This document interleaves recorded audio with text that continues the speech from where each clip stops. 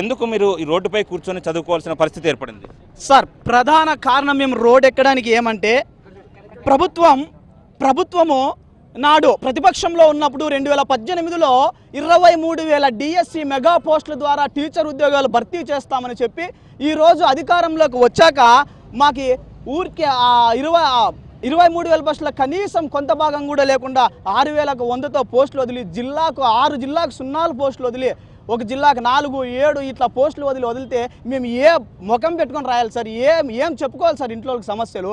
చూడండి సార్, ఇక్కడ ఉన్నటువంటి నిరుద్యోగ యూత్ అంతా కూడా 4 సంవత్సరముల నుంచి ఎన్నో వేలు లక్షలు ఖర్చు పెట్టి ఈ రోజున హాస్టల్లని, ఐసీలని, రూమ్లని తినక వాళ్ళ అమ్మ నాన్నలు కూలిపోయి మరి డబ్బులు ఇచ్చి పంపిస్తుంటే నెలకి వాళ్ళు ప్రిపేర్ అవుతున్నారు సార్. చూడండి సార్, మా అన్నయ్య కూడా ఫోన్ చేస్తున్నారు సార్. ఇప్పుడు నేను ఏం చెప్పాలి సార్ సమాధానం వాళ్ళకి?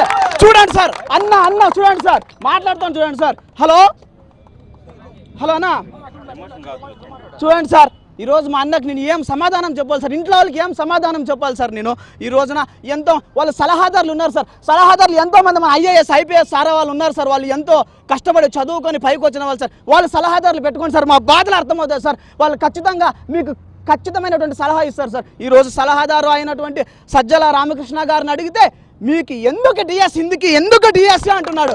తెలీదా సార్ డిఎస్సి ఎందుకు తెలియకనే మీరు సలహాలు ఇస్తున్నారా సీఎం గారికి? ఈరోజు సీఎం గారిని ఇంతమంది ఉన్నటువంటి యువత ఓట్లేసి మరి మాకు ఉద్యోగాలు ఇప్పిస్తారన్న ఉద్దేశంతో ఓటేసి సీఎం కుర్జీ ఎక్కిస్తే ఈ రోజున మమ్మల్ని నడి రోడ్డు మీద కూర్చోబెట్టాడు సార్. ఈ జీవో నెంబర్ 117 ఎవరు తీసుకురమ్మన్నారు సార్ ఆయన్ని? జీవో నెంబర్ 117 తీసుకొచ్చి ఇక్కడ ఉన్నటువంటి నిరుద్యోగుల్ని మరింత నిరుద్యోగులు చేస్తున్నాడు సార్ ఆయన. అదేవిధంగా 58 సంవత్సరాల నుంచి 60 సంవత్సరాలకి, 60 సంవత్సరాల నుంచి 62 సంవత్సరాలకి ఇలా పదవీ విరమణ వయసు పెంచుకుంటూ పోతే మా వయసులు సైతం మేము ఇక్కడ తాకట్టు పెట్టి మరీ ఉన్నట్టే సార్. ఇక్కడ మేము మా వయసు అర్థం కాదా ఆయనకి?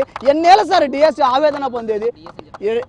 1 సంవత్సరానికి ఒకసారి జాబ్ క్యాలెండర్ ఖచ్చితంగా మెగా డిఎస్సి ఉంటుంది అందులో అంటున్నాడు.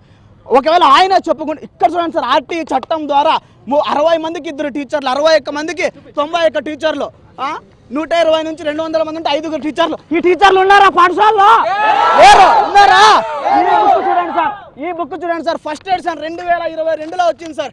2022లో వచ్చిందంటే ఇక్కడ ఉన్న నిరుద్యోగ యువత నమ్మకం పెట్టుకోరా సార్ ఖచ్చితంగా డిఎస్సి వస్తుంది, మెగా డిఎస్సి వస్తుందని ఆ ఆశతోనే సార్. చూడండి సార్, ఫస్ట్ ఎడిషన్ ఇక్కడ 2022 సార్. చూడండి సార్ ఎట్లా చదివామో చూడండి సార్. దీన్ని ఈ చదువు అంతా ఎక్కడ పెట్టాలి సార్? ఈ సైకాలజీ, పిఐఈ వేరే కాంపిటేటివ్ ఎగ్జామ్ కన్నా ఉపయోగపడుతున్నా మనకి?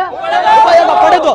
రాస్తే టీచర్ రాయాలి, లేకుంటే మూసుకొని కూలి పని చేసుకోవాలి సార్. అందుకేనా సార్ మేము డిటీసీలు ఇంటర్మీడియట్లో చేసి వచ్చింది? దయచేసి చెప్తున్న జగన్మోహన్ రెడ్డి గారు, ఈ డిఎస్సి రద్దు చేసి మాకు 23,000 డిఎస్సి మెగా పోస్టుతో కంపల్సరీ మీరు 117 రద్దు చేయండి. చేసి ఖచ్చితంగా 3, 4, 5 తరగతులను మామూలు ఇంతకు ముందు ఉన్నటువంటి ప్రక్రియలోనే భర్తీ చేయాలని ఎగ్జిక్యూటివ్స్ను కోరుతున్నాం. అదేవిధంగా మీరు ఇక్కడ ఉన్నటువంటి కలెక్టర్ గారికి కూడా మేము మెమోరాండం ఇచ్చేకపోతే డోంట్ రిప్రజెంట్ స్టేట్ అనింది మేడం. చూడండి ఎంతటి పరిస్థితి అయిపోయిందో ఇప్పుడు. కనీసం మన ఆంధ్రప్రదేశ్ రాష్ట్రంలోని అతిపెద్ద జిల్లా అనంతపురం జిల్లా. ఈ అనంతపురం జిల్లాకే 4 పోస్టులు అంటే ఈ 40,000 మంది విద్యార్థులు ఎక్కడ పోవాలి సార్? వీళ్ళకి సమాధానం చెప్పండి సార్. వీళ్ళకి సమాధానం చెప్పి మీరు ఈ డిఎస్సిని వదలండి. 2018లో ఇచ్చినటువంటి మెగా డిఎస్సిని మీరు ఖచ్చితంగా విడుదల చేయాలని కోరుకుంటూ మా యొక్క డిఎస్సి అభ్యర్థులంతా కూడా నినదిస్తాం. ఒకవేళ ఇవ్వకపోతే ఈ ఉద్యమం ఆగదు, కొనసాగిస్తూనే ఉంటాం. జై హింద్.